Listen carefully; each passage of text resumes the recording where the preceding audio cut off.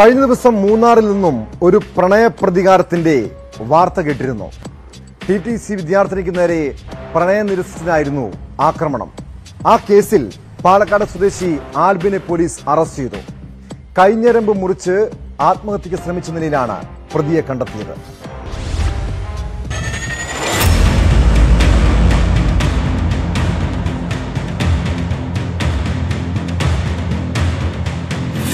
വൈകിട്ട് 6 മണിയോടെ TTC വിദ്യാർത്ഥിനിയെ വെട്ടിപ്പരിക്കേൽപ്പിച്ച ശേഷം പ്രതി ഓടി രക്ഷപ്പെട്ടിരുന്നു. പുലർച്ചെ കൈഞ്ഞരമ്പ് മുറിച്ച് ആത്മഹത്യക്ക് ശ്രമിച്ച നിലയിലാണ് ഇയാളെ കണ്ടെത്തിയത്. പഴയ മൂന്നാർ CSI പള്ളിക്ക് സമീപം ടൂറിസ്റ്റ് ഗൈഡുകളാണ് ഇയാളെ ആദ്യം കണ്ടത്. തുടർന്ന് പോലീസിനെ വിവരം അറിയിക്കുകയായിരുന്നു.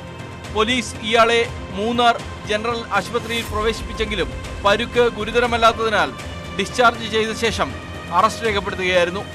പാലക്കാട് സ്വദേശി ആൽബിനെയാണ് അറസ്റ്റ് ചെയ്തത്.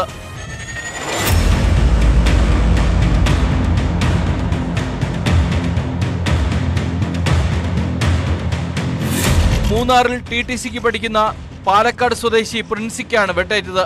തലയ്ക്ക് ഗുരുതരമായി പരിക്കേറ്റ യുവതി ചികിത്സയിലാണ്.